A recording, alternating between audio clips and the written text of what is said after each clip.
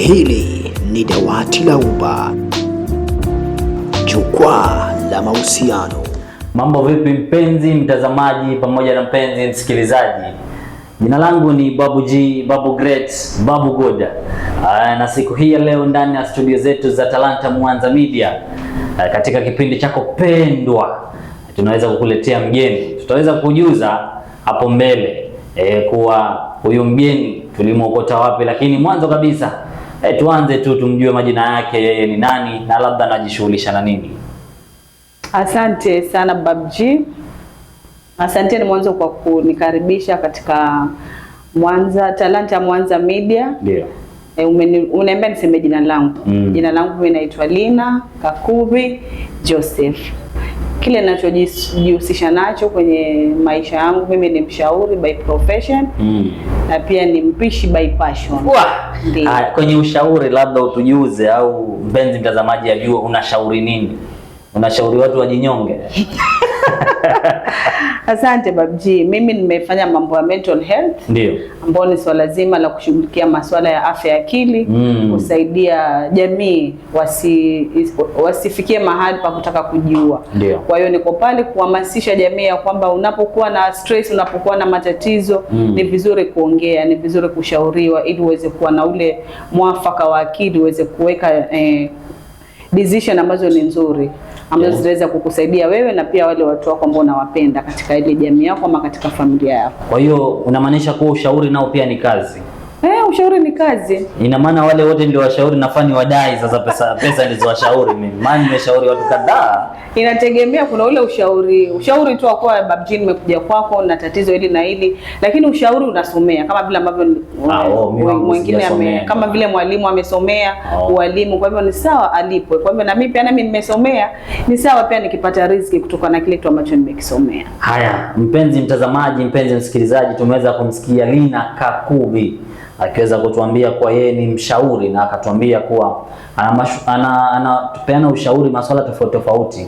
Lakini hii siku ya leo katika hayo masuala ya ushauri, moja kwa moja mimi ningependa tuzamie ndani ya dimbwi la mapenzi, ambapo tutaweza kulonga na wewe masuala mawili matatu kuhusiana na masuala mapenzi. Asante. Kwanza kabisa tungeanza, wewe mwenyewe una mpenzi, umeolewa au umeoa? Sababu siku hizi wanadada pia wanaoa bana. Mimi sijaoa, nimeolewa. Mimi ni mama na watoto wawili, wasichana wawili. Mmoja miaka 18, mmoja miaka 11. Na nimeolewa, mimi ni mke wa mtu, tena mwanaume wa jinsia ya kiume. Yes. Una miaka mingapi ndani ya ndoa? Na kama miaka 20 sasa. Mkongwe wewe. Asante. Haya, asante sana Lina kwa kuweza kutujuza hivyo. Labda neno mapenzi ukilisikia, kitu cha kwanza kabisa ambacho kinakujia akilini kwako ni nini? Mapenzi. Ndio. Mapenzi ni kitu ambacho kinahusiana na watu wawili. Mume na mke. Ndio. Ama pia mapenzi yanaweza kuwa kwa mama na watoto. Kwa hivyo ni kitu ambacho kinaleta watu pamoja, kinaleta ule ukaribu, kunaleta ule uhusiano ama ule usuhuba. Ngoja kidogo hapo. Je, mume na mume wakisema mapenzi haiendi? Haiendi. Mapenzi ni ya mume na mke, mke na mume, ama familia. Una rafiki wa kike wewe? Ninaye. Unampenda? Nampenda. Hayo sio mapenzi? Ni mapenzi, lakini sasa sijui unazungumza mapenzi gani. Kwa hiyo umekubaliana na mimi kuwa rafiki wa kiume unaweza kusema huyu ni mpenzi wangu, mume akamwambia mimi mwenyewe. Sijui wazungumzia mapenzi gani. Kama ni yale mapenzi ya kawaida tu mapenzi. Unaweza kuwa na mapenzi na mke mwenzako, lakini si yale mapenzi ya to an extent pengine ya kufanya tendo la ndoa. Mimi nazungumzia mapenzi yale ya ukaribu, ya uhusiano, lakini si yale mapenzi ya mtabu sana. Kwa mtazamaji, swali ambalo bado tunaweza kulijadili. Je, mume anaweza kumtambulisha mume mwenzie kama huyu ni mpenzi wangu, na mke anaweza kumtambulisha mke mwenzie huyu ni mpenzi wangu? Jibu lako labda ni gani? Unaweza kutuachia kwenye comment. Mimi binafsi sisemi kitu kwa sababu sijawahi, lakini leo kupitia kwa dadangu Lina hapa huenda tukajua kuwa kama unaweza kumuita au uwezi. Lina, labda tukirudi kwako moja kwa moja, Umesema kuna mapenzi aina tofauti tofauti. Lakini mimi leo, siku ya leo, ningependa tuzame moja kwa moja kwenye mapenzi, yale mapenzi tunayojua, ile kuwa mtu akikwambia nakupenda. Tukiachana na mapenzi ya mama na mtoto, baba na mtoto, ushaona? Tukiachana na mapenzi ya marafiki, tuje ya mapenzi yale wenyewe wanakwambia mume na mke. Asante. Na sio ya urafiki. Hapo kwa mume na mke, lakini sio urafiki. Je, najua wewe umesema kuwa umeolewa na uko ndani ya ndoa miaka 20 sasa hivi. Miaka 20 ambayo wewe uliingia kwenye ndoa, ndipo ulipompata mpenzi wako au mulianza kudate before muingie kwenye ndoa? Tulianza kudate, obvious. Tulianza kudate. Ukiwa na miaka mingapi? Nilikuwa na miaka 22. Kumbe ulianza kuzegenywana mapema. Babji. Ukiwa na miaka 20 wewe tayari. Miaka 22 ndio ulianza. Unaizidisha pole pole. Miaka 22. Ulianza kudate. Kwa miaka 25 nikaolewa. Kwa hiyo miaka 22 ulipoanza kudate, hapo nyuma hukuwa una date kabisa? Hebu tuje wewe kweli, nataka ile miaka yako ulipoanza kudate kabisa. Ile ya boyfriend na girlfriend. Hiyo hapo nilikuwa na kama miaka 16. Kwa hiyo wewe ulianza kufanya vitu ukiwa na miaka 16? Sikuwa nafanya vitu, tuelewane. Nilikuwa mna date vipi? Wajua? Sasa nilikuwa mnatongozana vipi? Alafu kutongozana haimaanishi kuwa ati sasa mimi nataka ile mambo ya nini, wewe ulianza ukiwa na miaka mingapi? Miaka 16, lakini sasa hayo mambo ya nini sasa? Miaka 25. Miaka 25 ulipoolewa. Kama ni hayo mambo unayozungumza wewe. Miaka 25. Miaka 25. Kwa hiyo utamu uliojulia ndani ya miaka 25. Kabisa. Je, wewe mpenzi mtazamaji, utamu uliojulia ukiwa na miaka mingapi? Lina anasema yeye utamu aliojulia akiwa na miaka 25. Ni mingi.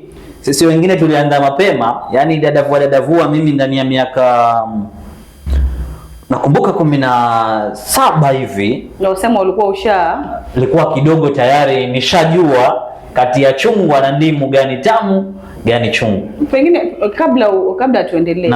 Wajua zama zetu si kama sasa. Ndio.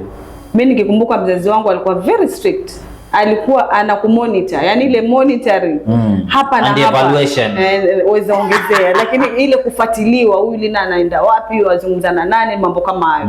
So ilikuwa kivevote, ulikuwa uweze kuwa tundule msichana kurukaruka. Nidhamu ilikuwa iko pale, yani nidhamu iko 100%. Ndio maana nakwambia niliyafanya kama nimeingia kwenye ndoa. Lakini sikuwa ni yule msichana wa kuzunguka na wavulana huko na huko. So nilijitunza kiufupi. Sawa, wasema ulijitunza. Nilijitunza. Haya, sawa. Alafu ukaharibika na miaka 25. Sawa, wewe uharibika. Labda Lina nikikuuliza swali kwa sababu tumeweza kuona umesema hizo zama zenu. Na tukiangalia hizi zama ambazo tuko nazo sasa hivi, wenyewe wanajiita vitoto vya 2025 2000 hapo. Mkuu ukimtongoza leo, kesho ukihitaji bidhaa unaipata kwa bei rahisi. Siku hizi unaweza kupata bidhaa kwa shilingi 88, shilingi 20. Ni 88, 80, 100, 120. Hizo ni zile simu za M-Kopa zinafunguliwa na hiyo. Kwa hiyo ukimlipia mtoto hiyo simu ya M-Kopa, ina maana unapata bidhaa. Ndio maana nakutajia hivyo viwango vya mapenzi. 64 unaweza 65. Unaweza kulipata. Labda yako pia inafunguliwa na shilingi 65. Wewe uliye na simu ya M-Kopa yako inafunguliwa na ngapi? Na je, unaweza kununuliwa wakati simu yako imefunguliwa? Ukiache comment pale tuweze kujua. Tuko na Lina hapa leo. So swali langu lilikuwa kwa nini sasa hivi? Kwa sababu haya pia tunayaita mapenzi. Haya ya karne ino ambayo tuko nayo, ya kuwa umetongoza msichana leo, kesho ukimfungulia simu, ukimlipia sijui kidude gani, tayari anaingia kwenye mstari. Je, pia haya ni mapenzi au ni biashara? Haya si mapenzi. Haya si mapenzi kwa sababu mapenzi ni kitu ambacho kimejengwa katika misingi fulani. Lakini kwa sababu tu ya simu yangu imefungwa leo ataka shilingi 75 ndio niende nikajipeane kwa babji, hapa itakuwa hakuna mapenzi. Isipokuwa tu ile ni biashara. Ni biashara, nataka simu yangu ifunguliwe niendelee na shughuli zangu. Simamia hapo. Asante. Tumesikia Lina amesema endapo kama ni kwa kufunguliwa simu tu ndio alafu mambo mengine yafuata, sio mapenzi, ni biashara. Je, wewe biashara hiyo ushaifanya? Na kama ushaifanya, uliifanya kwa pesa ngapi? Hapo ni 64, 65, 80, 77 au 100 au 120. Je, biashara hiyo wewe ulifanya kwa mapenzi mangapi? Lina, umezungumzia ukasema kuwa saizi ni biashara, lakini bado katika ulimwengu uno au wanaolipiana simu na vitu vingine wakifanya hizo biashara, bado tunaziona ndoa zinaendelea. Lakini wewe unasema sio mapenzi, ni biashara. Watu wanakutana kwenye mitandao na wanaoana. Je, hilo unalizungumziaje? Asante Babji. Kwa upande huo ambao umesema kwamba simu zinafunguliwa na watu wanaoana. Ndio. Sasa hawa pengine si simu peke yake. Si kufunguliana simu peke yake. Pengine kuna zaidi ya kufunguliana simu. Watu wanafunguliana vitu vingi. Watu wanafunguliana vitu vingine. Na maanisha kwamba pengine ndio ni kweli simu yangu imefungwa ataka shilingi 75, lakini ninayemwambia ni mpenzi wangu, ni yule ambaye ni barafu yangu ya roho. Kwa hivyo ninapokuambia Babji, simu yangu imefungwa nataka unifungulie, ni pesa ngapi? Shilingi 100. Lakini mimi na wewe tuko na malengo yetu ya kwamba nafungua hii simu, lakini huyu ni mtu wangu ambaye nimepanga naye pengine mahusiano yetu kiwango chake ni hiki, ama niko naye huyu na date naye, mwisho wa siku nitakuja kuana naye. Ndio maana nasema kuna tofauti ya huyu ambaye anafunguliwa tu kwa biashara ya kimapenzi, akifunguliwa anajipeana kimwili na hiyo story inaisha hapo. Lakini kuna huyu ambaye atafunguliwa simu, lakini kumbe huyu anemfungulia simu bado ni mpenzi wake ambaye amepanga naye malengo yake ya kumuoa ama kuolewa naye. Kwa hivyo hivyo ni vitu viwili tofauti. Na ni kweli katika ulimwengu wa utandawazi watu wanaoana kupitia mitandao. Tumeona kwamba watu wako abroad wanatafuta watu kwa Facebook, na watu wanapatana na mwisho wa siku wanaoana. So katika ile kufuatana ama kufuatiliana katika mitandao hapa na pale, mwisho wa siku ni conversation ambayo inaendelea katika maybe kuchat na mambo kama hayo. Kwa hivyo huwezi jua wanapokuwa katika zile chatting wanazungumza nini. Ndio ije ile ya kwamba sasa wewe nimeamua kwamba utakuwa ni mpenzi wangu, ama mwisho wa uhusiano ni ndoa, ama tu ni vile tu kikawaida. Kwa hiyo inategemea na wewe mwenyewe. Hii simu mimi nafunguliwa na Babji, malengo yangu ni yapi? Ama huu uhusiano ambao naufanya kwenye mitandao, malengo yangu ni yapi? So inategemea na wewe mwenyewe. Asante sana Lina kwa kuweza kutudadavulia hilo na kuweza kutuweka wazi. Labda nikikuuliza swali langu jingine, wenyewe wanakwambia mkishaoana, mkikaa muda mwingi au mnazoeana mpaka ile mapenzi yanaisha na baki mazoea. Kweli. Hilo lina ukweli ndani yake? Lina ukweli na pia ngoja hapo lina ukweli. Kwa hiyo miaka 20 ya ndoa wewe ambayo mpaka sasa huko, ina maana mapenzi yaliisha yamebaki mazoea? Ndio maana nilikuwa nataka kuingiza lakini. Tia hiyo lakini sasa. Kumaanisha kuishi na mtu miaka mingi haimaanishi ile kumzoea mpaka ile sasa yabaki tu mazoea kwamba huyu ni mtu fulani, huyu ni Babji amenioa na zaidi ya miaka 20 kwake. Kwa hiyo yani huwa ina maana hii ya kwamba yule mtu umemzoea mpaka sasa amekuwa ndugu. Lakini si kwamba ati kuna dharau. Unajua unapoishi na mtu muda mrefu unamuelewa zaidi. Unajua mapungufu yake, unajua uzuri wake. So ni rahisi kwa nyinyi kuishi. Kwa sababu gani? Unajua Lina yataka nini. Ninajua Babji anataka nini. Anapokasirika yuko design hii. Anapokuwa na furaha yuko design hii. Kwa hivyo mnazoeana kiasi cha kwamba hata akikukasirikia ama akikasirika unajua tu unamwambia ai bro, hapo umekasirika, shida iko wapi? So kuna kuwa na ule mazoea kwamba mmejuana kiasi cha kuwa mnakuwa kama mandugu, kuliko ile ndo ambao pengine ni ya mwaka ama mwaka moja na nusu. Lakini kama nimeketi kwa ndoa zaidi ya miaka 19 ama 20, sasa hivi pengine mwaka wangu huu ni mwaka wangu wa 20. Basi yule jamaa mimi namjua vizuri. Akikasirika najua, akiwa na raha najua. Hivyo, yani nimemsoma kama vile kijanja changu. Na yeye pia the same amenisoma. Kijua Lina leo amenyamaza, shida iko wapi, ni rahisi kujua hapa pako na tatizo. Okay, wow, that's good. Na labda kwa nufaa ya mtazamaji, nikitaka kujua kuwa ni sababu zipi ambazo watu walioko kwenye ndoa zinawafanya paka wachepuke? Tabia ambazo zinafanya mtu achepuke kwenye ndoa, either mwanaume ama mwanamke. Unajua mtu akiolewa ama mtu akioa, tuseme tuanze kwa mwanamke. Mwanamke akiolewa kuna vitu pengine alikuwa anavifanya wakati akiwa ndo yupo fresh. Na maanisha ni ndo ameingia tayari kwa ndoa. Kwa hivyo kuna mazingira ambayo alikuwa yupo nayo. Ndio. Anafanya vitu vyake kwa wakati, pengine ni msafi, anajali. Lakini sasa watoto wakiingia, wanawake wengi nikiwa mmoja wao tunajisahau. Tunaangalia sana watoto. Ngoja hapo ndio uendelee. Lina amenukuu maneno. Watu wakishapata watoto ndani ya ndoa, mnajisahau wanawake. Na hapo ulikuwa napangoja. Twende nalo. Babji. Twende nalo. Wanitege nao. Haya, ni sawa. Tunajisahau. Nikiwa niko mmoja wapo tunajisahau na tunachukulia tu vitu kawaida. Pengine ulikuwa unaweza ukampikia mume wako chai, ukamtayarisha kwenda kazini. Lakini sasa kwa sababu hapa kuna mtoto, mtoto ndo amekuwa priority. Unasahau kwamba pia yule mume wako pia naye ni priority. Ndio. Kwa hivyo ni mtoto aangaliwe na pia naye baba aangaliwe.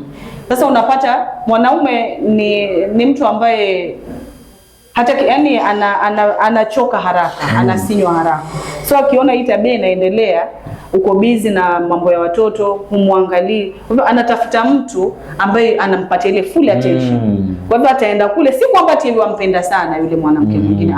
Anataka tu ile kujipotezea kwamba nikirudi kule nyumbani muda wangu ni kidogo. Kwa hivyo huyu naketi naye masaa ya kutosha. So that nikifika huko kwangu nikula, hata pengine pia iweza kula huku, lakini atanionyesha tu wacha nile kidogo ili mke wangu ajue nimekuja nyumbani. Lakini kweli ni kwamba ule muda ile attention ambayo nilikuwa nataka niwe nayo kumpatia haiko. That's why anafanya nini? Anatafuta mtu mwingine.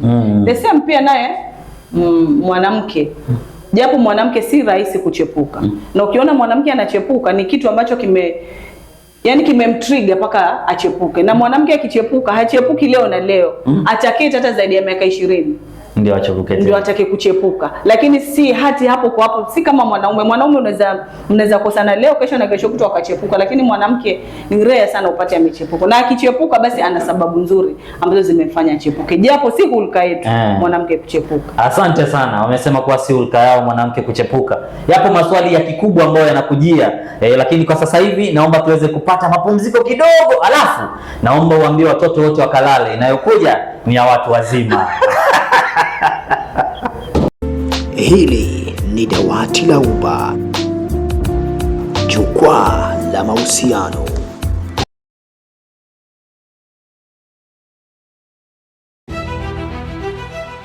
Talanta Mwanza Media, news that matters, fun that entertains. Our audience is our priority. We prepare everything with legitimacy. We make you feel part of us. We bring to you political shows, sports updates, and business news. Stay tuned for trusted updates. Beyond the noise, echoes of us. Welcome, where echoes are turned into voices. The real talk, the real issues, and the real commitments are made. Hili ni Dawati la Uba, jukwaa la mahusiano. Asante sana mpenzi mtazamaji, tukiwa tumeweza kurudi tena kwa mara nyingine, nikiwa bado niko na Lina Kakuvi hapa, tukiweza kujadiliana kidogo, na tumeweza kumsikia Lina akasema kuwa mara nyingi wanawake wapende kuchepuka, na wakichepuka basi kuna sababu maalum zimewafanya wachepuke. Hivyo basi wacha turudi kwake tuweze kujua labda ni sababu gani ambazo zinawafanya wanawake wachepuke. Sawa, asante Babji. Wajua vile tu mwanaume anavyopenda attention. Hivyo pia mwanamke anapenda attention. Kama wewe hii attention kwangu unaona huwezi kuipata, unaweza kuitafuta kwa mtu mwingine. Ndio. Basi inakuwa vice versa. Kwa hivyo ni wewe unipatie attention, tupatiane attention, yani ya kwamba attention inamaanisha sile tu niangalie, lakini uwe na mimi yani upate muda mwingi na mimi. Kwa hiyo attention sababu ya kwanza. Attention sababu ya kwanza. Na mwanamke akichepuka si kwa ati yalipiza. Yataka tu yani pia naye ajisikie ajisikie ile raha ile ambayo wewe waisikia wewe ukiwa na yule mtu mwingine, pia naye yataka kujisikia ile raha. Kwa hiyo ni kulipiza hiyo ni kulipiza. Si kulipiza. Kwa sababu wewe si ukienda kule wataka ujisikie raha. Ndio nasema kila kitu kile unachokifanya wewe pia kwa mwanamke nao ni vice versa. Vile vile. Kwa hivyo kama wewe hutaki kuchitiwa. Kama wewe mume hutaki kuchitiwa, basi nipatie ile attention ambayo unahitaji. Ndio. Nipatie ule upendo ambao unauhitaji. Nipatie ule ukaribu ambao unauhitaji. Uone kama mimi nitachepuka. Na mimi mwanamke pia nami vile vile nitekeleze wajibu wangu. Nione kama mume wangu atachepuka. Sababu ya mwisho labda wacha niachie hapo. Wache hapo. Kwa sasa. Haya, tumepatiwa sababu 2 na kama kuna ya tatu basi naomba utuwekee kwenye comment section ili tuweze kujua ni sababu gani haswa ambazo zinaweza kuwafanya wanawake kuchepuka. Tunaambiwa kuwa ni sababu maalum hizo. Mimi sisemi kitu. Lakini Lina, labda nikikuuliza swali jingine. Mara nyingi sana tumeweza kuona kuwa inafika mpaka mwanamume au mwanamke, sitaki niweke kwenye jinsia yoyote, wameoana, lakini nafikia pahali paka huyu mwanamke au mwanamume amefanya huko juu, ameona huko juu haishiki, analeta yule mchepuko pale ndani ya nyumba. Je, ili unalichukuliaje? Mwanzo huo, hiyo ni kukosa heshima, kukosa nidhamu, kukosa heshima kwa mke wako. Kwa mume pia usizungumzie tu upande mmoja. Mimi nimesema wote wawili anaweza lifanya. Ni ngumu sana mwanamke kuleta mchepuko ndani. Si tushaona wanaume wanafanya kazi jeshi na anakuja kufumania ninio bibi yake ndani ya nyumba. Sasa pia nawe si heshima na si nidhamu. Kwa sababu sisi tunajua wewe ni mke wa mtu fulani. Tunajua wewe ni mume wa mtu fulani. Umeyafanya kule nje, umeyafanya mpaka umeona kuwa heri ulete hapa ndani ya nyumba. Ndio. Hiyo ni kukosa heshima 100%. Kwa sababu gani? Kama mimi unanipenda, kama mimi unanijali, kama mimi unaniheshimu, hata kama uko na mambo yako kule nje, lakini isifikie mahali kwamba umeniletea mwanamke wako ndani ya nyumba yangu. Ama isifikie mahali umeleta mwanaume ndani ya nyumba yangu. Hiyo ni ukosefu wa nidhamu tena kwa hali ya juu sana. Kwa hivyo unapoamua kumleta pale ni kunionyesha mimi yani huna haja na mimi, umenidharau, umeniona mimi sio kitu, sina maana yani umenivua nguo kiufupi. Asante sana. Maneno yanazidi kushuka. Labda nikikuuliza swali la kizushi dada yangu Lina. Niambie. Kisawa. Kwa watu walioana. Kwa wiki wanafaa wafanye mara ngapi? Kwa wiki? Siku zote. Siku zote. Siku zote. Haina cha masaa, haina cha siku, haina cha wakati. Ili mradi tu sio kona. Ili penzi langu lidumu, yani nimeoa kwa wiki nafaa pige mara ngapi yani? Swala la mapenzi si la kupangia. Si la kupangia. Kama kuku ukijisikia unapanda. Ukijisikia unafanya, si ni mtu wako, si ni mke wako, si ni mume wako. Haiangalii na modi wala nini. Unless yule mke wako ni mgonjwa ama wewe ni mgonjwa. Lakini kama nyote mko wazima, mmekula vizuri, mmeshiba, mko na hisia. Kila wakati. Kwa hiyo wewe kwa siku ufanya mara ngapi mpaka kufikia sasa? Kwa siku ama kwa siku? Twende kwa siku kwanza. Kwa siku nafanya mara moja, si ndio hiyo siku?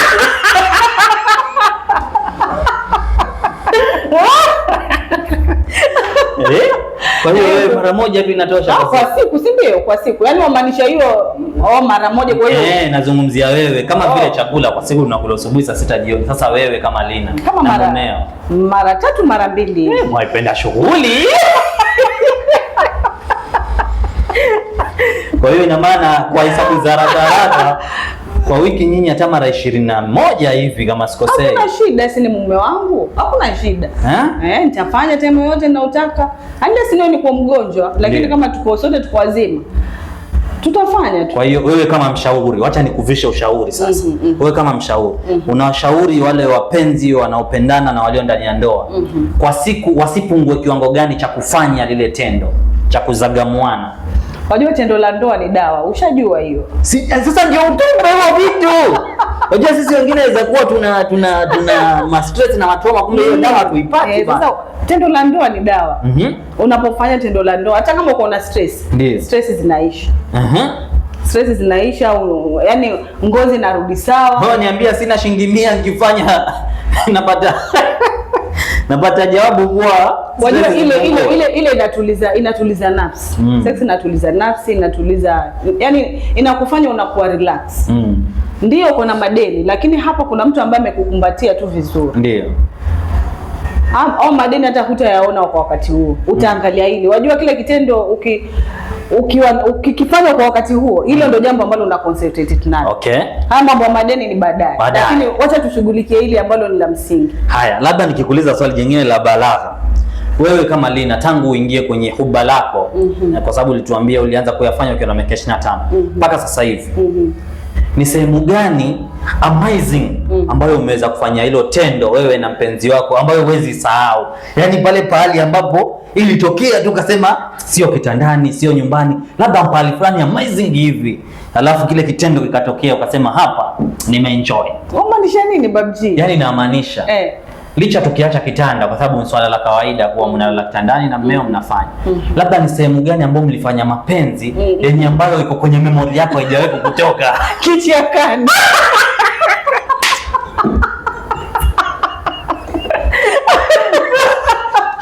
Haya, mama alikuwa yakufika wapi mpaka mkaingizana vichaka na miba na nyoka na mburukenge? Ndio mapenzi sasa unayasema. Unajua mapenzi ya kidogo kwa faida mpenzi mtazamaji, ilikuwaje kuwaje mpaka vichakani? Wewe umeniuliza swali. Umeniuliza swali na mimi nimekujibu. Kwa faida ya watazamaji. Mimi hata sitaki majibu, lakini watazamaji wanataka kujua ameolewa, ana nyumbani kwake, ana kitanda, lakini ilikuwaje? Au huko kichakani ilikuwa sio na mumeo na mchepuko? Na wewe mumeo? Na wewe mume wangu. Haya bwana shemegi. Hiyo si kwa vichakani, wacha tulisikie ni vipi. Tuko na dakika moja tu nikiangalia kopo langu la mkononi hapa. Haya sawa. Kichakani ilikuwa tu wenyewe tumeenda tu kuangalia mazingira. Kuangalia mazingira kabisa. Tulikuwa tuna shamba letu mahali fulani. So katika hiyo hali ya kusurvey. Sasa unajua ni mume wangu na hisia zipo. Mtoka nyumbani pamoja hisia zipo kwa zima. Tumebeba maleso yetu pale basi. Mkatandika. Tukatandika. Shughuli kaendelea. Shughuli kapita. Hasalala. Kabisa. Haya. Huyo ni Lina ameweza kutuambia kuwa sehemu amazing aliyoweza kufanya ni kichakani tena na mumewe. Je, wewe mpenzi mtazamaji, ile sehemu ambayo unaona kwako ni amazing na ambayo unaikumbuka kila wakati ni sehemu gani? Mimi yangu kwenye swimming pool. Niseme kitu jamani, ndoa yangu changa, usinimomole ndoa. Sawa. Mimi Lina, labda mwisho kabisa tukimalizia kabisa, tukifunga na mjadala, unawashauri nini wale wapenzi na vile vile pia labda sio wapenzi lakini wanahitaji kuwa wapenzi walio kwenye ndoa au hawajaingia kwenye ndoa? Wewe unashauri nini?